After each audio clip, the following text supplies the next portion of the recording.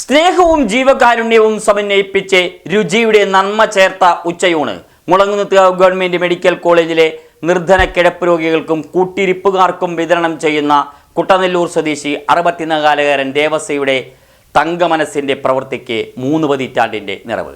Velappaya saint Mary's ദേവാലയം കേന്ദ്രീകരിച്ച് പ്രവർത്തിക്കുന്ന കരുണയുടെ ദൂതന്മാർ നന്മയുടെ ലോകത്തിന് ആകെ വലിയ മാതൃകയാവുകയാണ്. മെഡിക്കൽ കോളേജിലെ MRI സ്കാൻ സെന്ററിന് സമീപമാണ് പ്രതിദിനം 500 പേർക്ക് ഭക്ഷണവുമായി കരുണയുടെ ദൂതന്മാർ എത്തുന്നത്. ചൂടുചോർ, സാമ്പാർ, ഉപ്പേരി, പപ്പടം, ചിലപ്പോൾ ചിക്കൻ കറി, മീൻകറി, അങ്ങനെ പോകുന്നു രുചിയുടെ വൈവിധ്യം.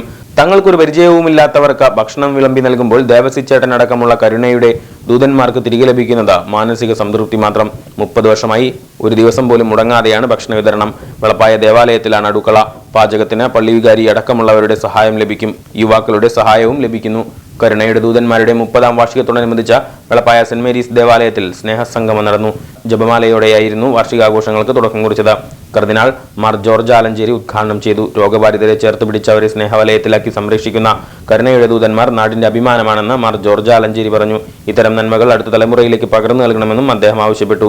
വെളപ്പായ പള്ളി വികാരി ഫാദർ വിൻസെന്റ് കണിമംഗലത്തുകാരൻ, father George Kannamplackal, father Jimmin Ernakulam, father Jio Kappalangad, കരുണയുടെ ദൂതൻ ദേവസി ചിറ്റലപ്പള്ളി തുടങ്ങിയവർ സംസാരിച്ചു.